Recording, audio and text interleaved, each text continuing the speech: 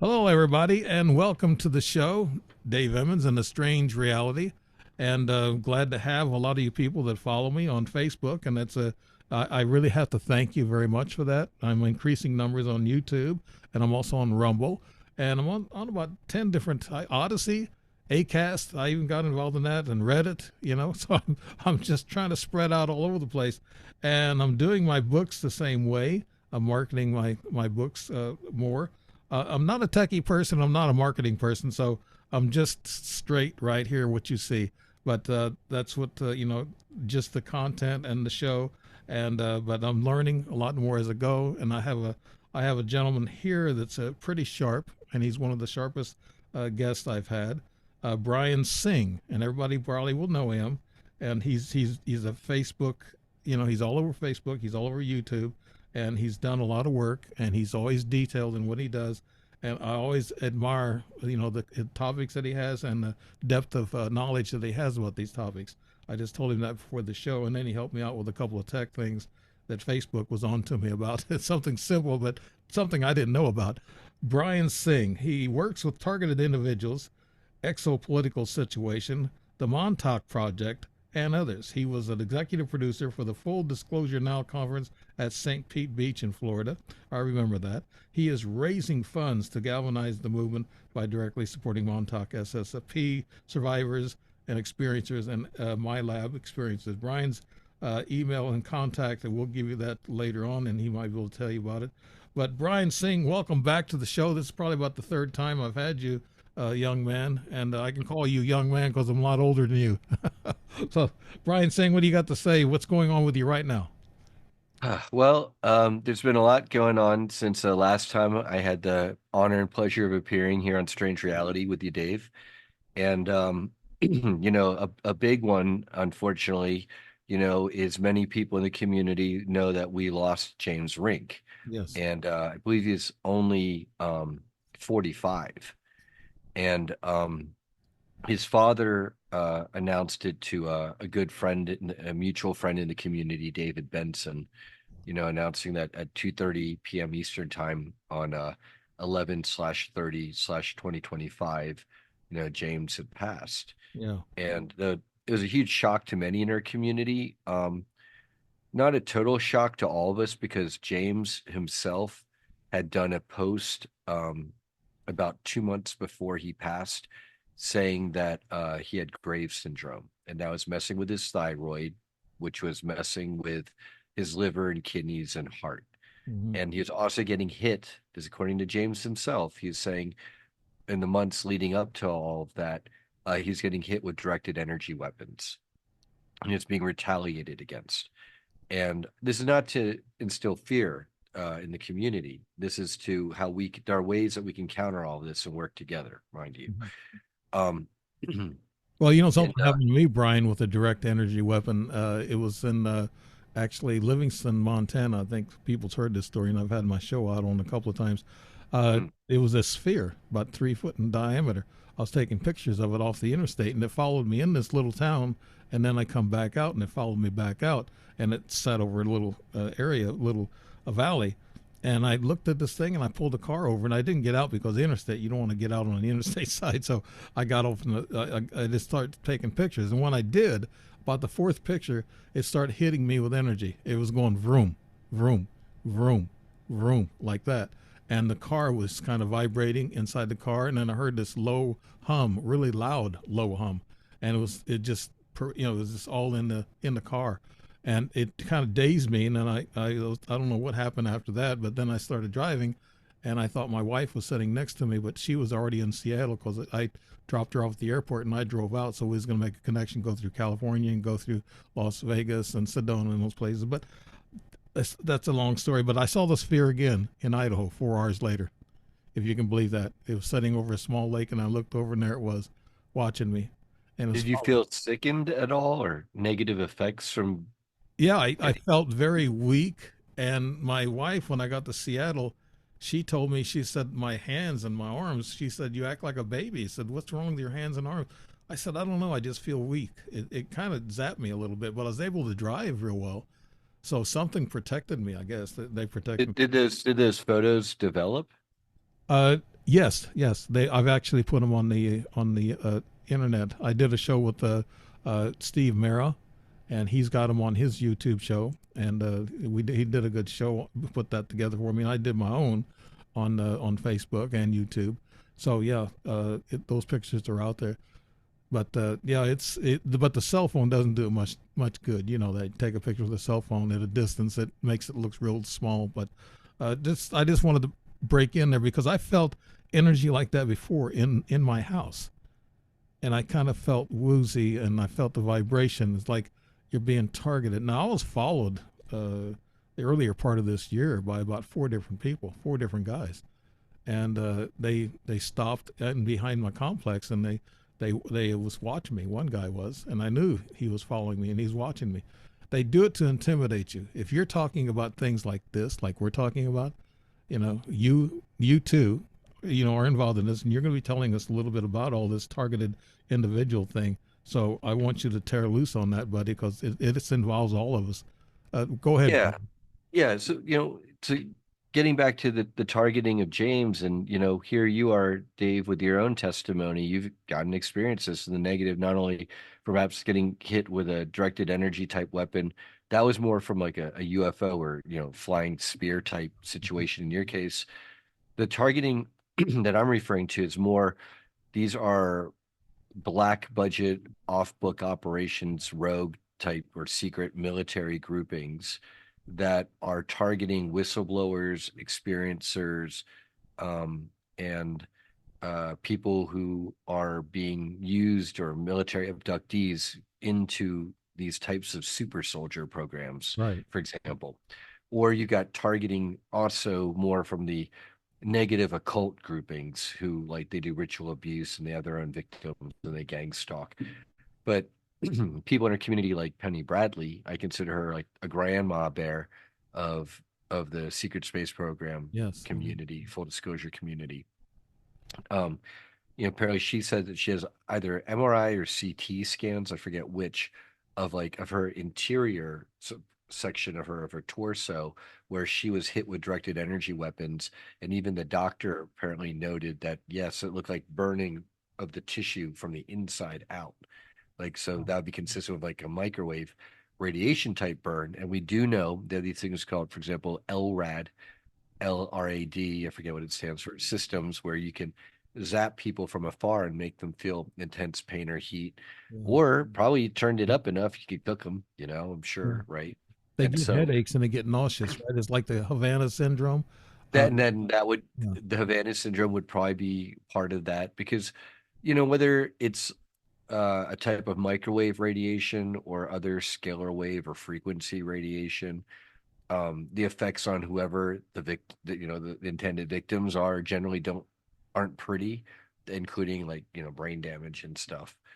Um, The only effect I had, Brian, was about a week or two later. I had a routine blood test from my doctor, and I hmm, told her, I said, off the record, I want to tell you that I got hit by some energy, and I said, get your hands away from the computer. Don't put this on the computer. I said, this is just between you and I.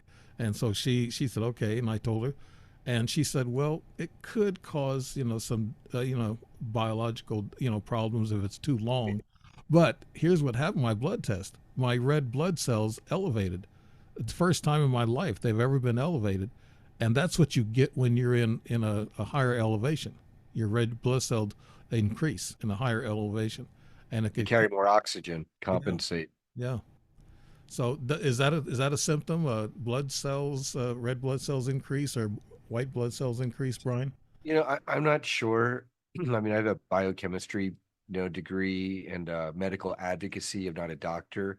Generally, can't comment on the red blood cells. I mean, if it's a white blood cell count, like a high white blood cell count, would be almost if you're fighting off some type of infections Yeah. or your immune system had been hit. A higher red blood cell count, like you're saying, okay, oh wow, now you get to, you've got higher oxygenated blood. That sounds like a good thing. So, Well, in the yeah. elevations, when I was in, I think it was Appaloosa, Colorado, it was about 7,900 feet. And when I went there, I got a little sick. I got weak, and I thought I was having a heart attack. But nobody told me until the next day. And a nurse told me in a restaurant. She said, "I can tell you, your red blood cell is higher." She said, "That's why you feel breathless a lot of times." So that's what she explained to me. Well, you're at Appaloosa Peak, 7,900 feet. Yeah, That's pretty high up. So that for you to feel weak and breathless at that high in elevation wouldn't necessarily be out of the beyond the pale, in my opinion. right. Because where I live in high mountain desert, probably like 4,500 feet up on this, Mm-hmm. base of a mountainside here. Um, People can get short of breath and they can feel it a bit. And so if you're at 7,900 feet, I can imagine being breathless up there wouldn't be weird. But Yeah, like Denver is a mile high. So, and then the places around it, I had friends who's been in higher elevations, and they actually got sick, and they had to go to the emergency room, because it was actually causing them some bleeds inside the body. So yeah, so I guess what happens is these people, these shadow governments or whatever these people are doing, this military industrial complex, or these people that follow us around, uh, they utilize these weapons, and they've learned how to use them, and I guess they can just use them at will or on people that they think are influencers or causing some noise. Right, Brian? yeah, okay. Well, I'm going to share my screen here, Okay. and I'm going to see if I can find Olivia James wrote, and I believe they banned her on TikTok now. Wow. She's an author of Gray Mouse, and she's very well known in her community as a survivor, overcomer of MK Ultra type abuse. Yeah, see, they canned her on TikTok. Mhm. Over on Amazon, she should have. Um, Her book is called Gray Mouse: Is she a Sex, Space, and Mind Control. is she a scientist, or is she an experiencer, or what, Brian? She's an experiencer. Basically, many people in these programs um, have had past life reincarnations that are of value to the other side. They literally have, I know it sounds strange, but remember, people, this is extraterrestrial technology, not just human technology, and spiritual technology to soul track people. You can psychically track if you're trying to track a certain soul. They can apparently track when you reincarnate into a baby coming back into, here on Earth. And then they will utilize time travel and all sorts of things to abduct you back into the programs, Mm-hmm. or to get you in somehow.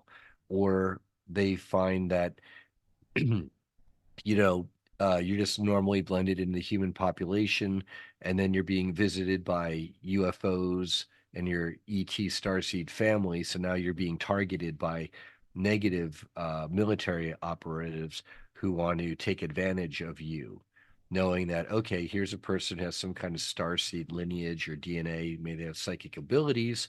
There tends to be a high correlation between star seeds. I'm using that term, Mm-hmm. as a, it's pretty just, I use that term all the time and I'm pretty comfortable saying that, given that humanity, we're a blend of 22 to 24 different starseed races already.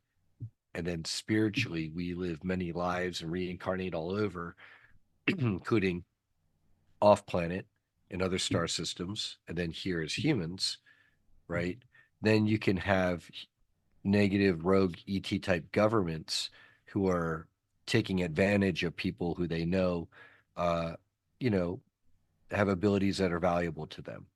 And so those abilities generally are psychic abilities, number one, and two, being the ability to open up portals to other places and the ability to teleport oneself to other places. Okay. And then after that, as Tim Seabury, an experiencer of the secret space programs and super soldier projects, as he says, all like the telepathy, remote viewing, even telekinesis, that's all pretty standard, fair for everyone. But Right. like the really salt ones, and Arkheim Ra and John Whitberg and others, Susan Long, they'll all testify to the same thing. The ability to open up portals and to teleport are way up there. Now, do you apparently. you know this lady yourself, Brian? This great. Yes, um, I personally know, I do know Olivia James, uh, and in fact, I've gotten to work directly with her and Misha Johnston. Okay, I know Misha. Does Yeah, she does the Starseed support groups, Right. She's still doing and that in Vegas, I think it is. yeah, and she I think so, yeah, out of Vegas, I'm pretty sure, and she and is also skilled at doing uh, I'm not sure if it's quantum hypnosis type technique or if it's another type of hypnosis therapy, Hmm. but she was really good at working with Olivia James there, also known as the Gray Mouse, to enter into states of trance. And so you kind of had Misha, we were all in Zoom, each from our perspective homes, and Misha was putting Olivia into like helping her to achieve a trance state, which is one of the skills as a psychic medium or psychic trance medium Right. that Olivia James specifically has. And then I would be kind of considered a monitor for this session where I'm getting to ask questions along with Misha um, through Olivia to whoever she was communicating with. Not necessarily on the other side, dead people, ghosts, angelic beings, but living beings, humans right now who she can psychically or telepathically connect to, as well as, living ET beings, for example.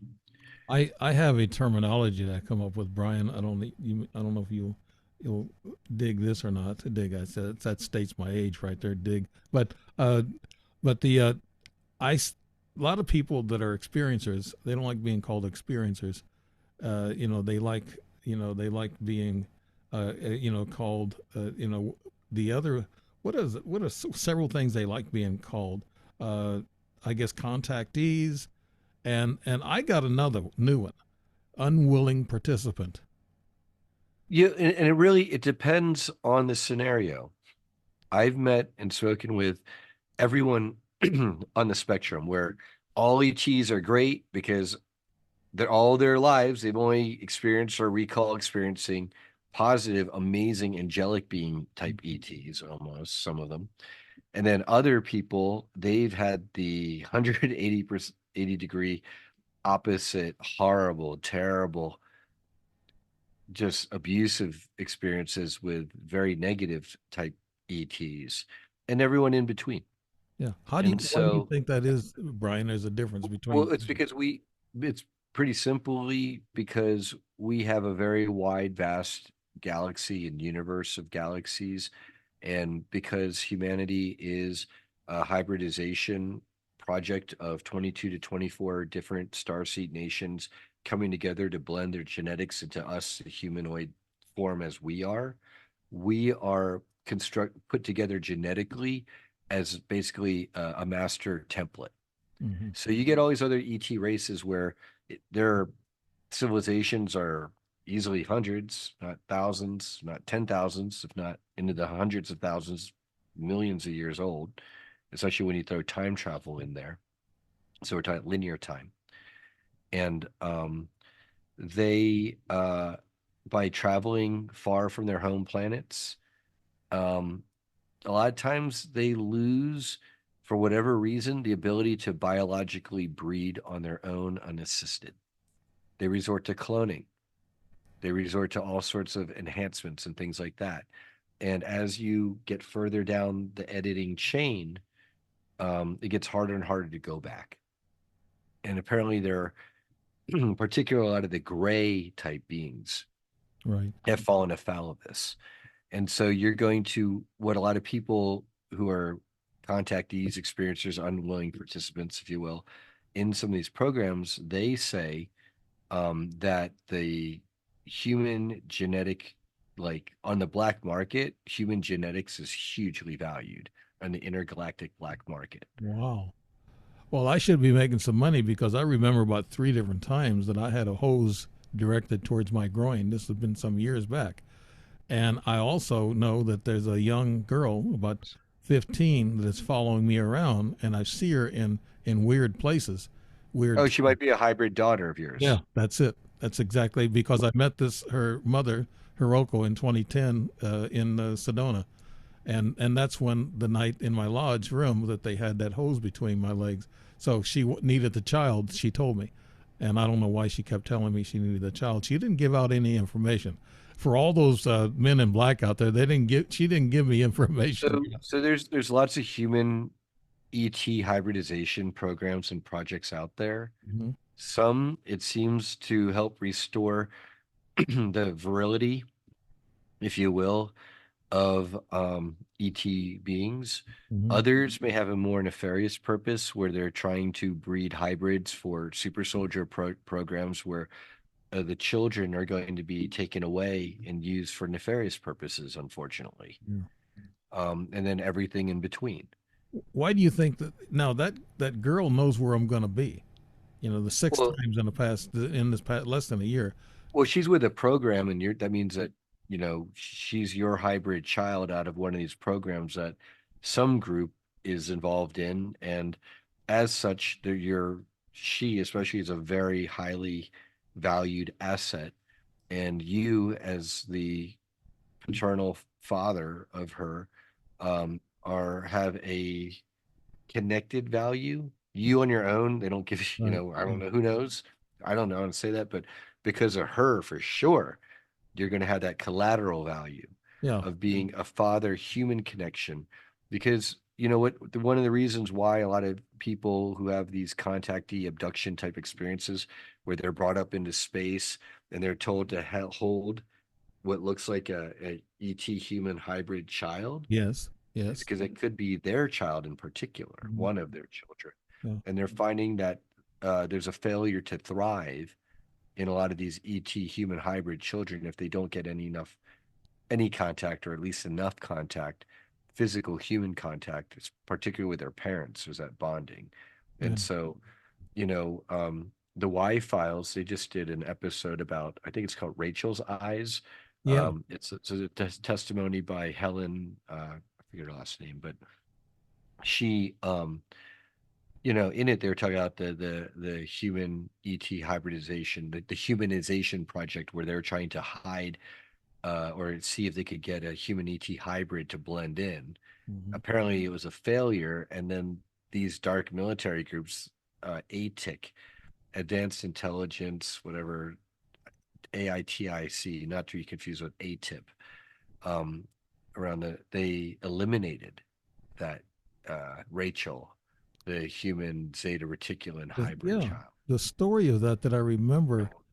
She was a roommate of a college girl. She was actually going to college, and there's a Named Marissa. yeah, Yeah, and that and was there's a Helen's daughter. And then apparently it turns out that they were half sisters. yeah, and there was a colonel that was the Colonel overseer. Henry or Harry Nadian. Wow, what details! I know. Wow, I wouldn't challenge you on any trivia game, but no, but she made a mistake by having her glasses off when this girl's mother come in and saw her big eyes, and then she thought something was weird and she ran out screaming. I guess is that the way the story goes, Brian?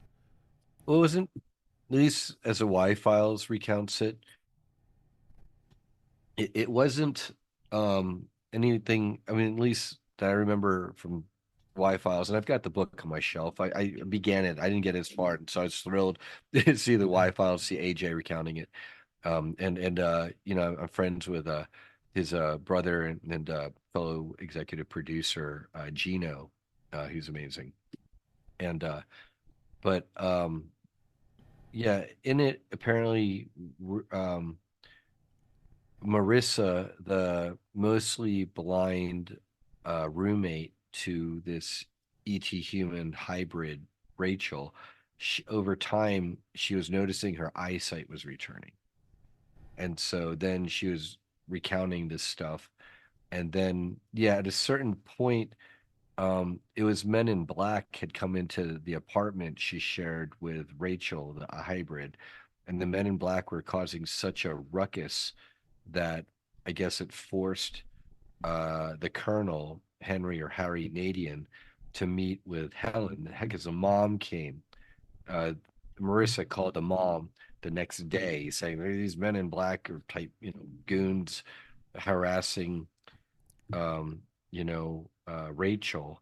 And so off of that, the Colonel, Rachel, Marissa, and Helen met, and then they discussed all of this, and it all came out that um, Rachel herself was a daughter, ET human daughter of Helen, and so Helen, the mom of Marissa, the half blind girl, Hmm. they're her and Rachel. Sorry about that. Were really half sisters, Okay. and so and ATIC, this humanization project, run by this government group, they knew about it and had arranged all of this. So it wasn't just like, oh, it magically happened. It was they arranged it and then they considered it a failure because Rachel was failing to blend in with human society.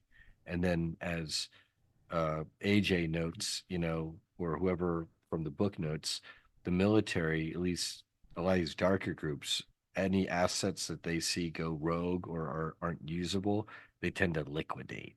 And Yeah, that's really shitty. that's what I heard Terrible. of, like the ETs, hybrids that are walking amongst us now, and there's quite a few of them. And Linda Moulton Hall just put out a report about that, about them walking amongst us, and we don't know who they are, but once they're exposed, then they're taken off planet or they're done away with. Right? That's what you're saying, Brian. Right? Well, I mean, this testimony, Rachel's eyes, goes back to I don't know if it's the 1960s. Yes, You 70s. know, I yeah, heard. 50s into the 70s probably might have been a span because Rachel made it to be a young woman Hmm. before they eliminated her. Yeah. And then Marissa apparently died at 38 from complications of the diabetes that took her eyesight to begin with. But a last gift that Rachel left her was apparently helping to restore her eyesight. So she had her eyesight for the remaining 18 years of her life. Marissa did. Hmm. And then I suspect that the reason why Marissa was seeing well enough to note Rachel was probably healing her the whole time. Right. Now, you have studied and you've been involved in this targeted individual thing. Now, Mhm. they're not Oh doing yeah, the I want to minute. get back.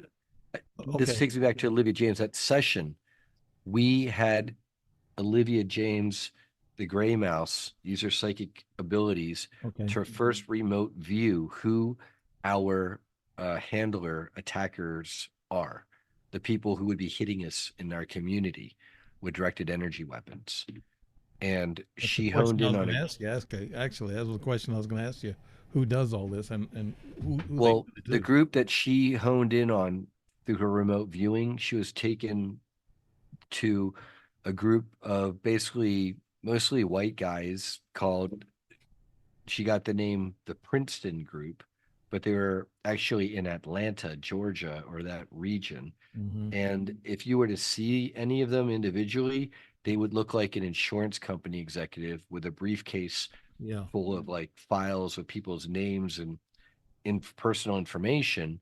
And then the cover is that they're like insurance company executives or something. These are like their clients or whatever cases that their caseloads. And they're in some kind of like office building with like computers and cubicles and office rooms. And I joke like stale coffee and it's a farty office. And you know, they each have a caseload of like and Olivia writes about this in her book, The Gray Mouse. I also have a copy of it somewhere in here in my office space. And how they have like a caseload of about 20 to 40 people max, and they themselves are psychically trained. These like, you watch the movie The Men Who Stare at Goats, Hmm. so that they can tune into people, us in the disclosure community, a lot of us at least, not all, because some of us have shielding, and they're shielding techniques, by the way.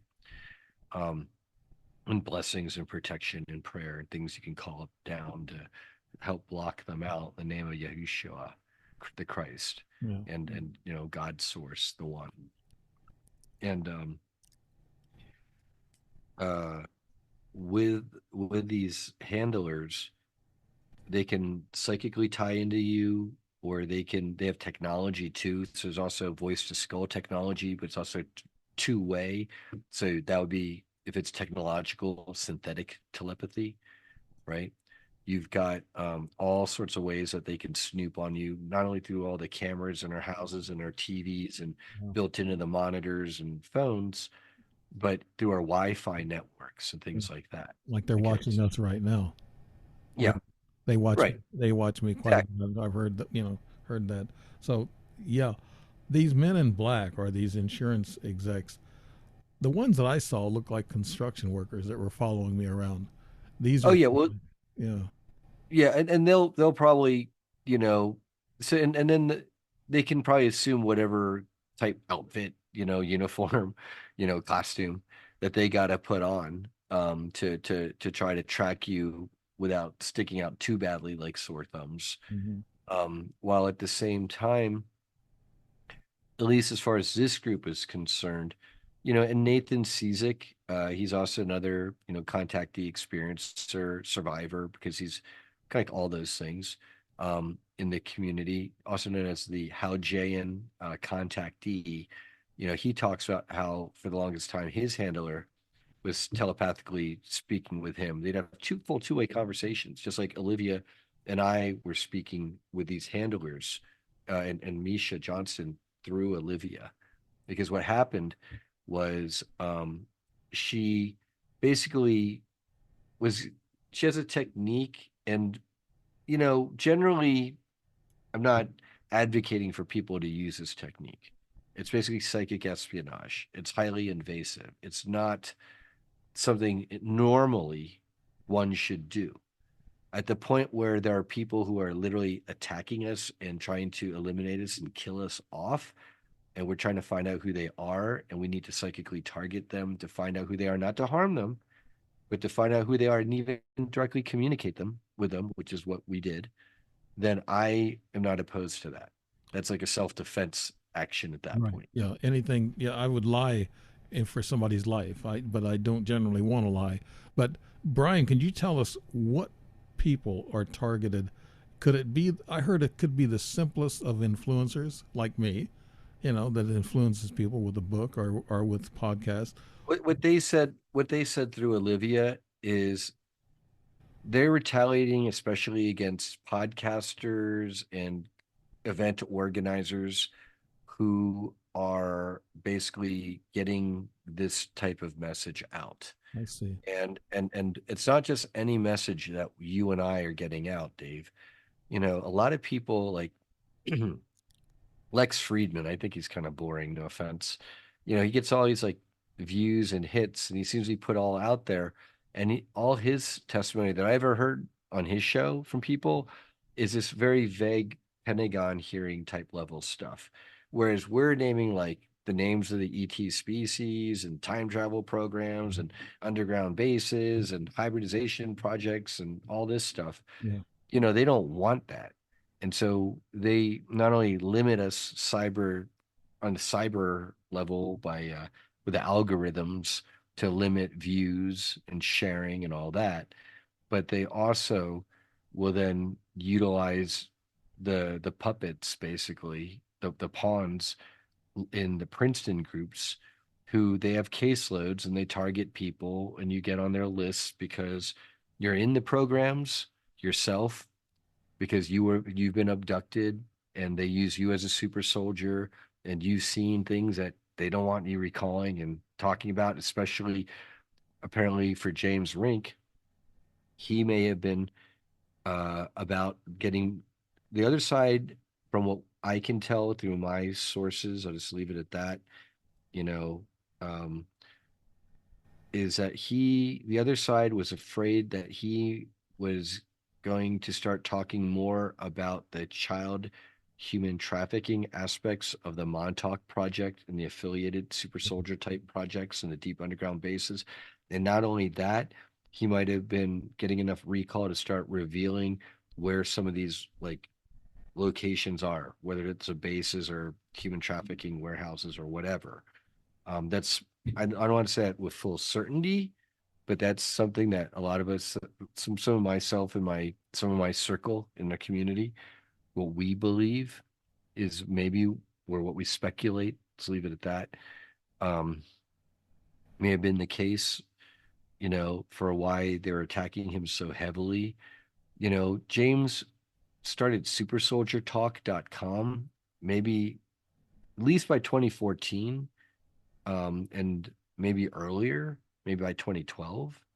Um, and he was on the scene in the conferences with like Max Spears and James Casbolt, really early on. Right. Also, along with my friend Sarah, or other friend Sarah R. Adams, you know, and so he revealed a lot earlier on, and Max is no longer with us.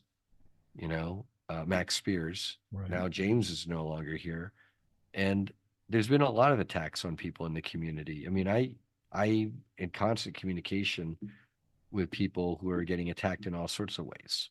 What about the whistleblowers that go to Washington D.C. and they're telling about disclosure and they're telling about ETs and UFOs? Are these people at risk also? I think some of them, but I think a lot of them are still, as maybe uh, they're coming from the right place, but they don't, what they have to testify isn't enough of a shocker a lot of times for it to make a real difference. Or they do get those people there, and then you'll hear like a 30-second snippet of what they said is like, really, it's buried in there, Yeah. and that's gold, right? Like you literally had a congressperson asking, I forget, it was at the end of the David Grush hearing, it might have been, they were asking about, it was a congresswoman, I think, was asking about, or I forget, it's congresswoman or man now. They're asking about human ET hybrid programs. And that kind of just like, the fact that they're at that level of asking those questions, that's good. Yeah. But the level that we're speaking at is so much higher. I mean, we're talking about the Kruger super soldier or Kruger mercenary group, or the German Teutonic breakaway civilization post World War II, or the Japanese breakaway civilization in space, up there along with the Germans. The Japanese one is That's the race that I was encountered by Hiroko in 2010, and all this daughter. oh, well, that might be different because you've got the Japanese down here on Earth post World War II going out into space with the Germans, and they call themselves the Empire of a Thousand Suns, would be the English translation. Both John Whitberg and Riley Nuskin in our community, among others, specifically, they're the ones who cite that name. And then the Germans, it's like the German League or Federation of Free Worlds, or the free, yeah, something like that. The Yeah. free worlds of the German planets, or some Now, federation. do us a normal, I guess, low hanging fruit people have much to worry about? My brother told me, I asked him, he's been getting videos of orbs in the sky, and he bought this nice camera, and he's got a lot of videos, and he said some strange, weird videos where they go around each other and they're playing around. I said, give me some of those. I'll put those on Facebook or whatever. And he said, oh no, I don't want the men in black coming to my door. So they're afraid. I guess they're afraid from this history of things that this went on. Do we have much to worry about, Brian? Just those people that are talking about this subject? So this is the deal. And everyone has to make their own decision whether they want to stand up and fight and really be counted, or if they want to remain, fortunately, more on the sidelines, or there's like, sometimes there's like a even middle ground in between that, where they're not coming out fully public, but they might give you video footage to post on their behalf without using their name, say anonymously, Mm-hmm. right? I do that. And so there's degrees of that. Um, I personally, I believe in praying to God's source for protection and then doing the right thing. You And said for me, you said there's puppets, puppeteers, I guess. How about the internet? Shadow banning, cutting down the views, and trying to discourage people from that's talking about 100% real. is I don't want to name a platform, certain platforms. I Facebook won't does go it. there.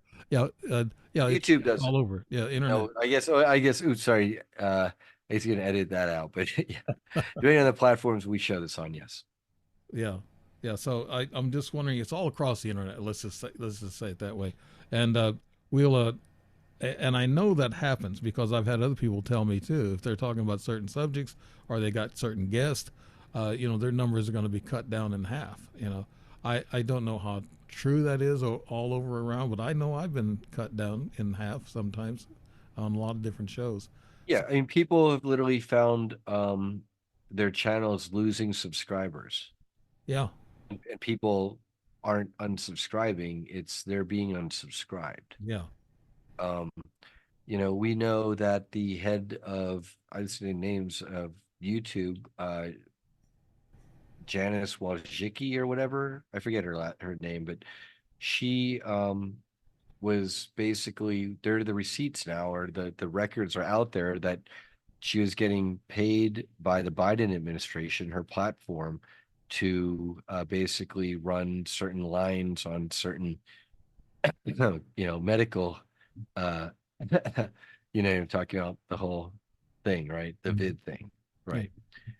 And she herself has passed away from the certain medical interventions I that see. people took. And so, it really is um, documented and no secret anymore for anyone willing to do the research that yes, this is very real, banning and censorship in the one case of this medical incident thing worldwide. If you spoke against the narratives, you were 100% banned or throttled in one way or another. And we know that the CEO and her platform, they were paid to do that. Right. Let's bring it up to date, Brian, on this 3AI Atlas. Three Eye Atlas. Yeah, 3I Atlas. Yep. Uh, I always say 3AI Atlas. We the whole, Right. whole shebang. But what do you think about that? I know at the beginning of the show I'd asked you what your thoughts or opinion was. Tell us what you think, Brian. So the reason why it's called Three Eye Atlas, it's like the third interstellar object of its type. And then Atlas is because it's so much larger than the other previous two, Oumuamua being one, and I forget the other one. Yeah, And it was apparently it's like the size of Manhattan, like 1.5 miles, uh, either long or wide, at least in one of the dimensions, and which is huge. And to me, it's already displayed enough anomalous behavior that that's not a normal comet. It's no. got like, it's changed its acceleration. Um, it might have, I don't know if at this point it's changed trajectory. It's emitting, sometimes a tail that's normal and then an anti-tail that's not normal. The high nickel content versus like no iron, very, very little. Mhm. Um, all that are, the blue glow that it's anomalously bright that was showing. The fact that NASA couldn't produce any decent images, and then a guy with a $600 telescope produced one. And if that image is to be believed, it literally looks like it has like a conning tower on it. It looks like Yeah. there's I got a like a NASA ship, shirt on. and then it's got like a tower on it. Yeah. What's that? I got a NASA shirt on, Oh t-shirt. yeah, yeah, yeah. Well, NASA. I mean, I've got a NASA space camp Okay. jumpsuit for fun. Now, you get around a lot in your detail and you do a lot of research. What internet sites can we really trust with pictures of 3i Atlas? What can we who can we trust, Brian? There was a really there's one on Facebook that at least I saw it on Facebook that's been circulated, and I myself shared it, and then they cited the amateur astronomer, and then they cited how he did it, and I believe they gave, if not the links, like what the search terms, so you could look it up and confirm it. So I could maybe do that while we're talking here, but um, you know, even their imagery, it's like it's okay. Um, Let me see. I'm going to search for it while we're talking here Yeah. on I my because I face. see so many pictures and they're all different shapes. They can't 3i Atlas cannot be different shapes. I mean, it's Well, got to it can be. shift shapes. Sure. Well, it can shift. It might be able to visually project different holographic Yeah, I give you that. Yes. imagery. so that we could see it one way sometimes, and then we could see it another way other times. I believe they definitely do have that level of technology. Yeah. Do you think it's coming towards us? They said it made a turn and it's coming towards Earth. Is that a lie, or is that just drama, or what? Well, it's supposed to be coming around the sun, I thought, and then approaching Earth, and then around closest December something. And then the timing keeps changing because apparently it's not following like a normal, like if you just took a solid rock mass and chucked it towards the sun and would just like follow the gravitational slingshot pattern, and you could be able to basically pretty close certainty track the orbital trajectory relative to us on Earth. But here they keep switching up the timing because Yeah. they can't tell when she's going to come around the sun. Yeah. I heard it's heading towards Jupiter. Then I heard it made a turn and heading back towards us. I don't know what to believe. Well, Brian. to me, these are basically for them, it's a way to help humanity awaken. Okay. And here, I'm just on my Facebook feed, I've got a bunch of posts literally related to this. Here, let me show you. You want to see an interior of an aircraft, of an ET craft, Yeah, rather. I believe I think I saw that. I'm not This sure. was the one by James Rink, Oh, and then Andrea Martin shared it. okay. Yeah. And then this to me looks like an ET gray sitting in a chair. And Hmm. then what other people note is like the haziness of the film that Right. could be affected by radiation from the interior of the craft because Yes. someone else had like a similar phenomenon from, I guess, a photo they acquired. He So was now the pretty interior. lucky getting a picture like that with inside with the ETs, even knowing that there.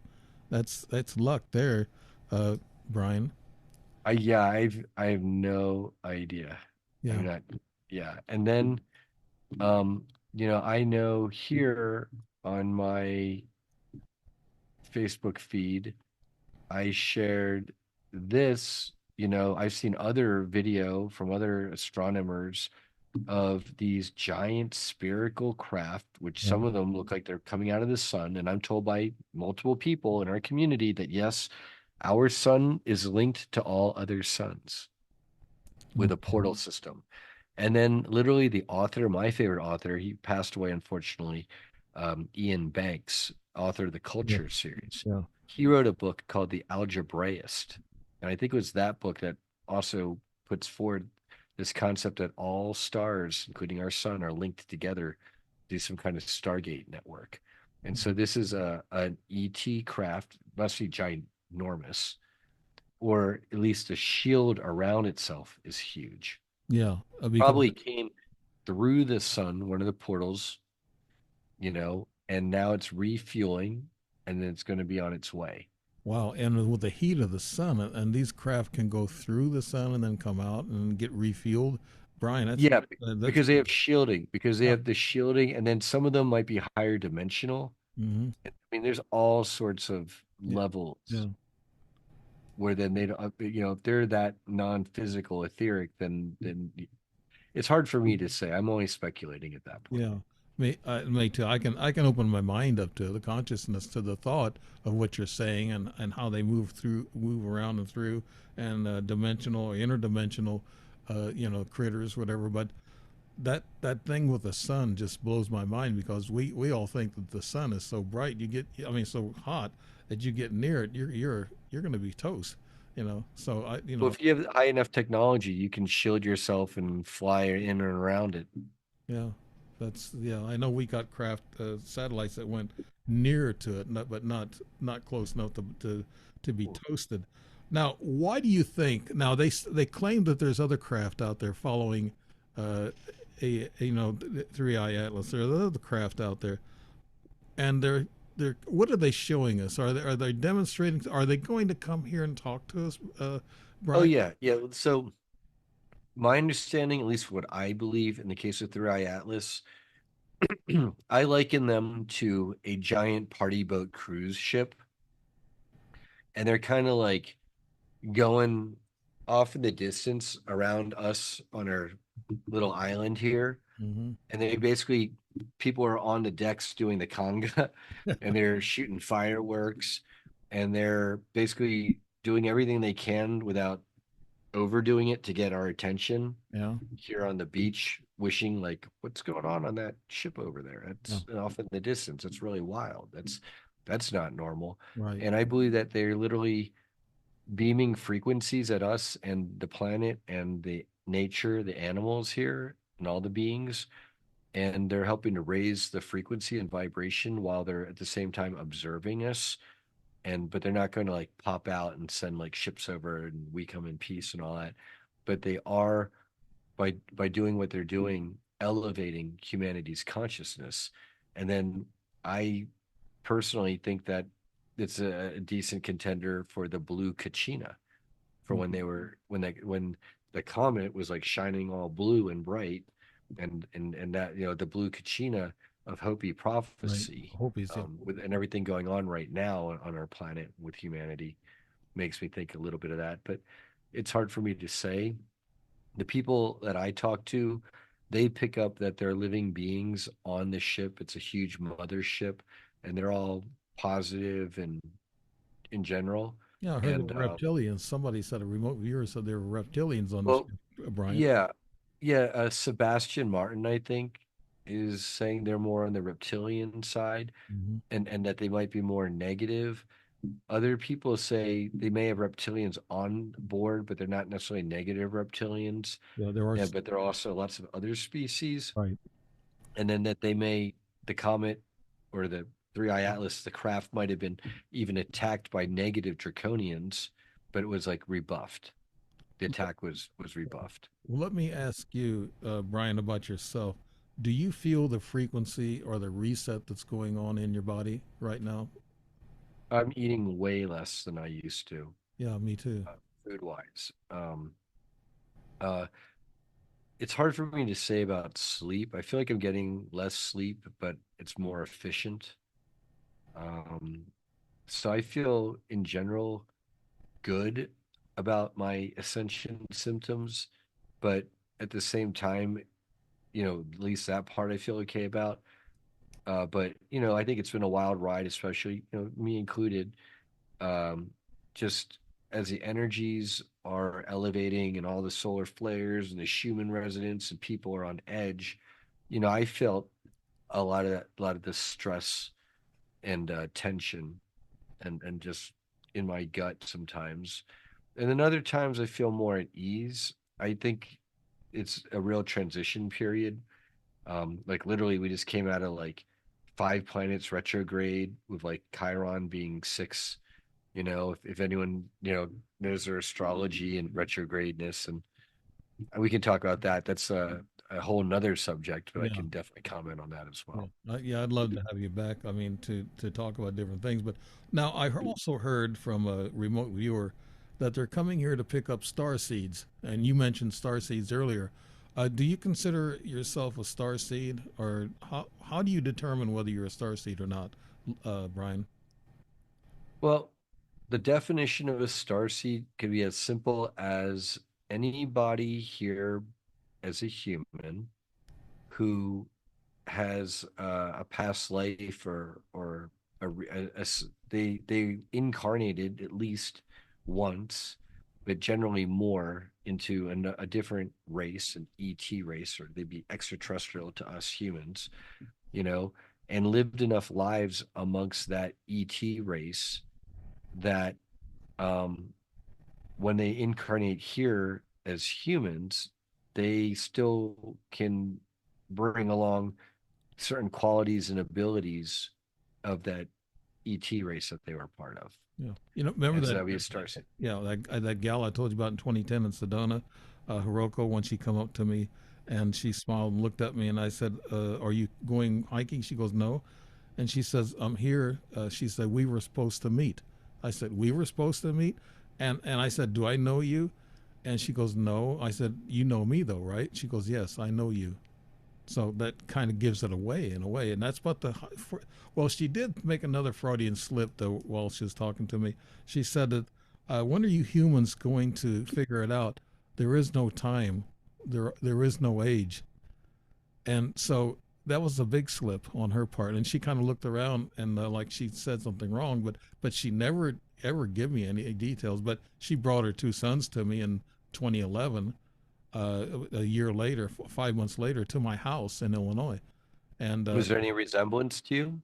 they were tall and they had a bone structure maybe similar to me, but they were Japanese. She stayed down the street. She turned her head and I knew it was her. I knew it was Hiroko. Oh, I wanted to get back to that. So I believe there's a Japanese breakaway civilization Yeah, of human Japanese, but then apparently there are Asiatic, very, Asian looking, but they're not from Earth, right. humanoids who look very Asian and have like a type of samurai type culture. Hmm. I forget now who multiple people have spoken of this. There's like at least one or two of these races.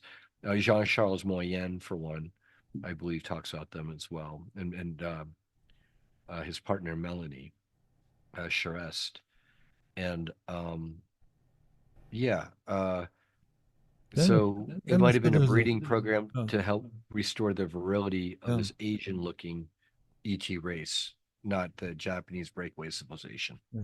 Well, they say there's also there's black people on board these ships, and then there's they're pushed the tall whites. So and then the Asians they've seen Asians jumping off with flying Well, saucers. those were some of the cedar races for us down here. Yeah, that's Guess right. what? So those Asian-looking ET races helped to seed us Yeah, Asians down here, yeah. and Caucasian and The black. more, yeah, African types. Yeah. Absolutely. Yeah, so I believe that, and it's kind of like Earth is a melting pot. Maybe it's a huge experiment, and I heard before that ETs are experimenting with us, DNA manipulating us, and I'm sure I've had some implants and they've manipulated me, and I feel if there's a definition of starseed, they followed me all my life, even up to 2 months ago. I had this incident. Exactly. Oh, they're tracking all of us all of Yeah, our lives. yeah, but some people remember it, or some people actually see, they see it, they can touch. It's tangible experience, and that's what makes it interesting. When somebody sees a craft coming close to them, they know how to describe the craft, and then all of a sudden they don't have no memory. Well, they've been abducted, and your memory's erased, Brian. And I guess you run into a lot of people like that. So what can we expect on this reset?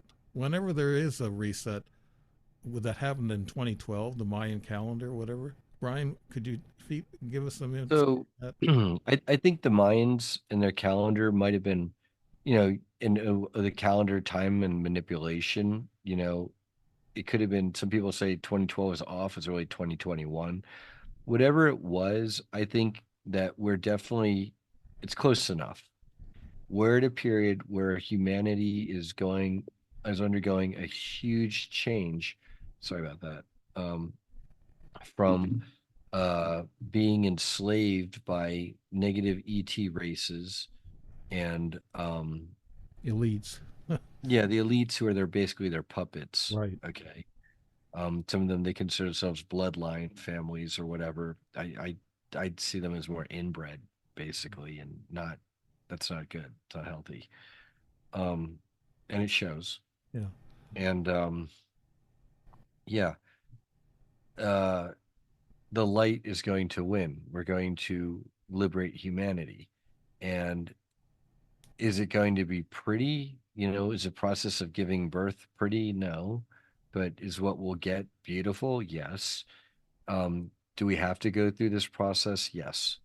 Um, ours, I can't stand when people say, "Oh, humanity, you guys need to get your act together," and this and this and that, as if we're just like in a vacuum. We're not.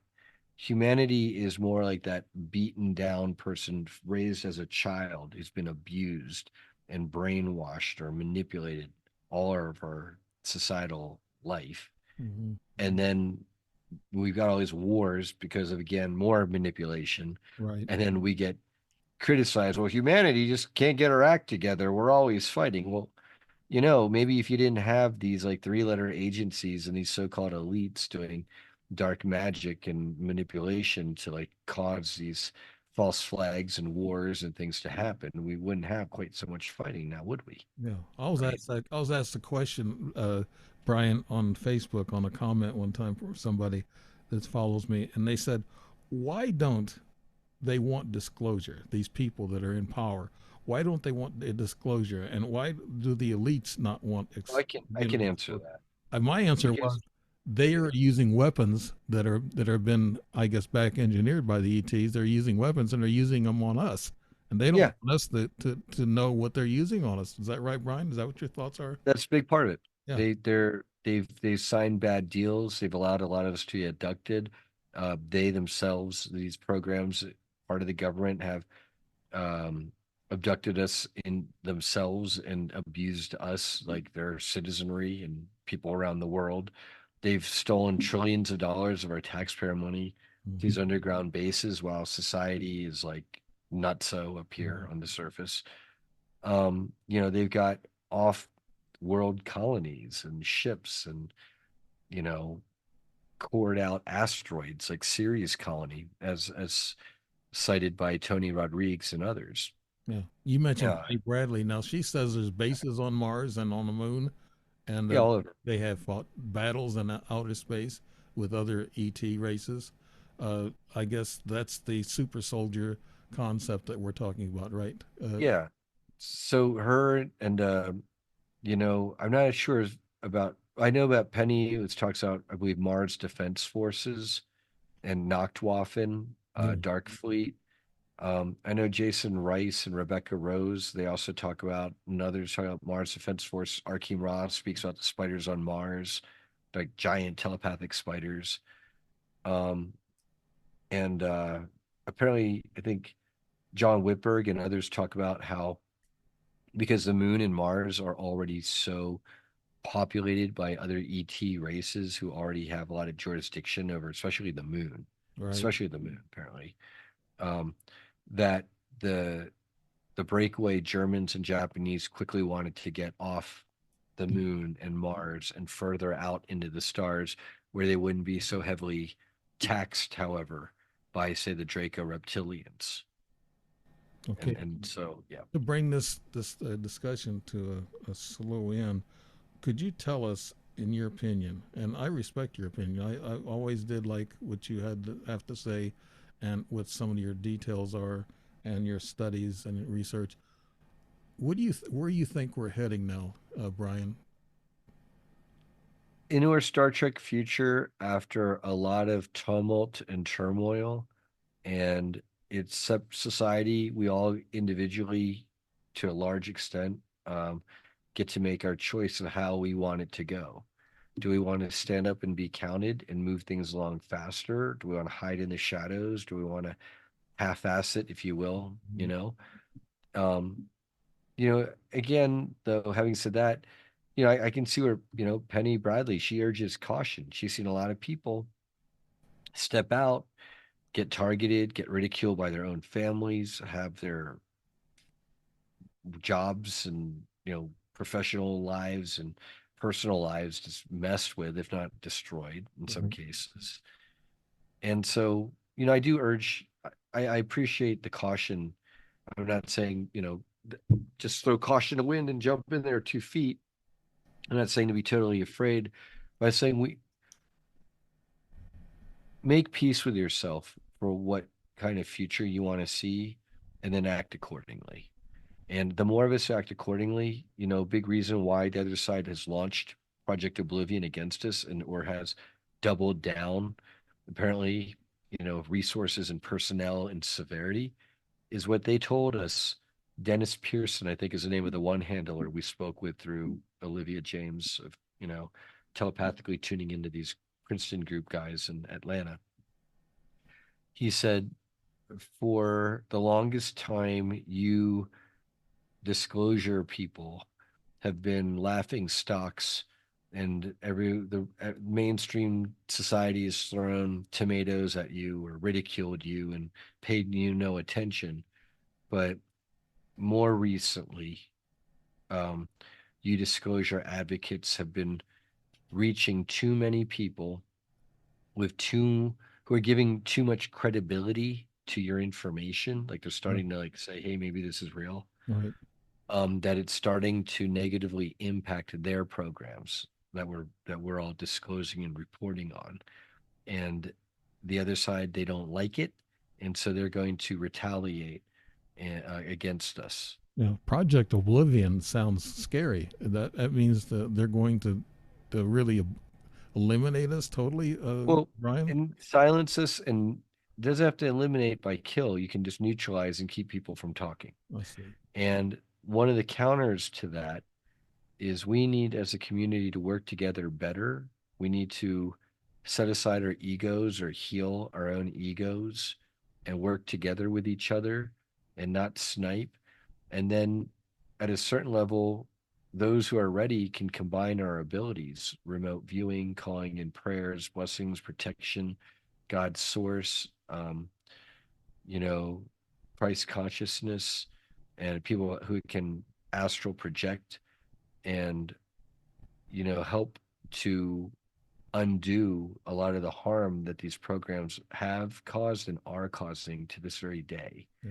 and to undo them and to neutralize the programs and bring the wrongdoers to justice and expose everything.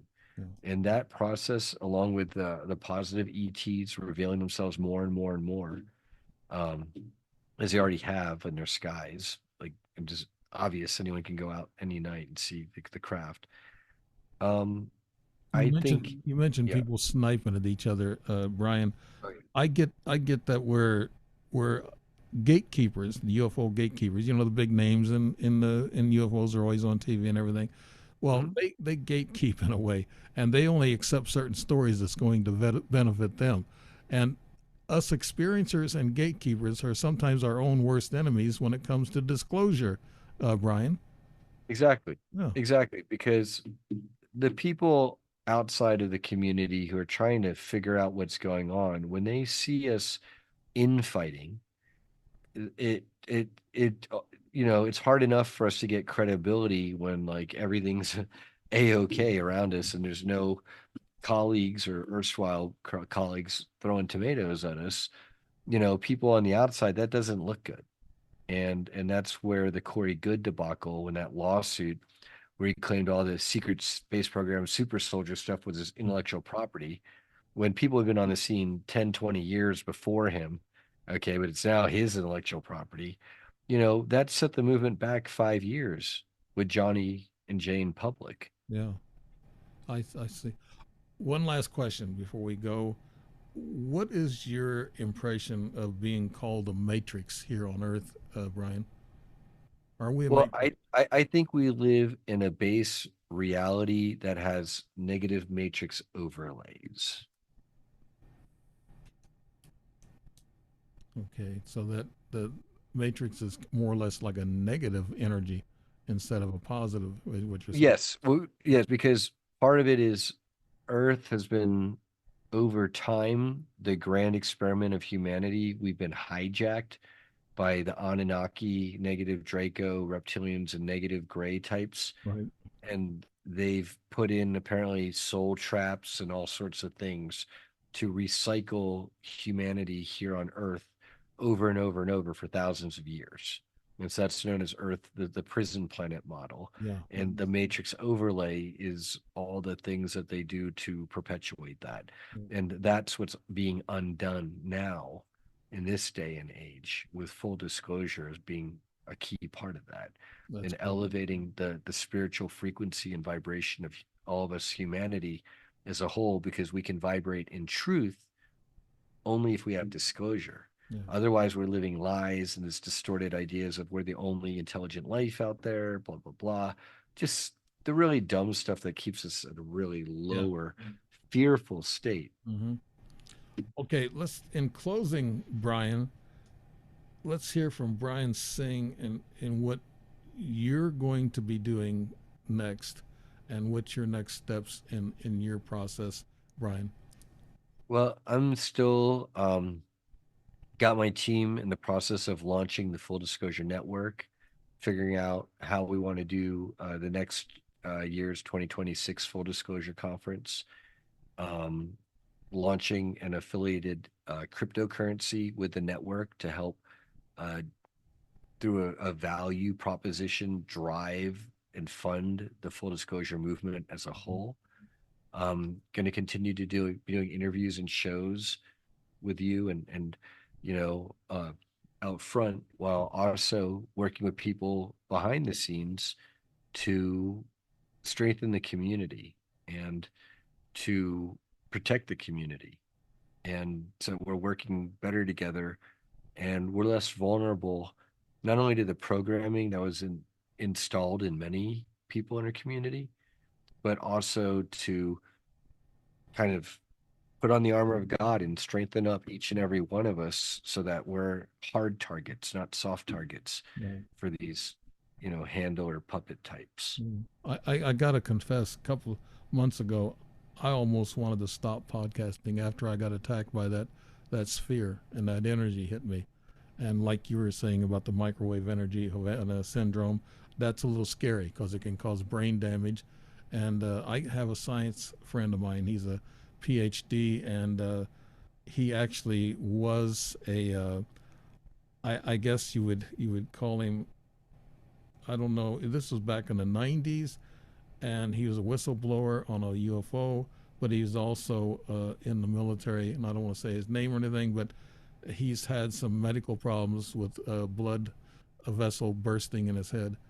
And I'm thinking, okay, he's out talking now about a Three Eye Atlas and stuff, and so that's probably could have happened to him. I don't know. It's possible he's being targeted and hit with stuff. It's possible that if he's former military personnel on one of these bases serving for decent amounts of time, a lot of the personnel from, like, say, Area 51, the security guards, are literally trying to sue the government for, a lot of them have like they're a cancer cluster. Yeah, yeah, Yeah. And so it's hard for me to say. A lot of people's health has been negatively affected by, serving in a lot of these places or situations. right. We And don't know. so We never know what we're getting into. I know that for a fact. Brian Tseng, thank you so much for your time tonight. I always admire what you have to say, and some of the things you say, it's kind of puts pieces of the puzzle together for myself and probably many others. And I want to thank you, Brian Tseng. And you've been listening to Dave Emmons on the Strange Reality Show. And we appreciate if you listen to Brian. I know you will, because Brian's one of your favorites on Facebook. I know that for a fact. So we'll get some comments and maybe some questions for you, Brian Tseng. Thank you so much, and good night to everybody.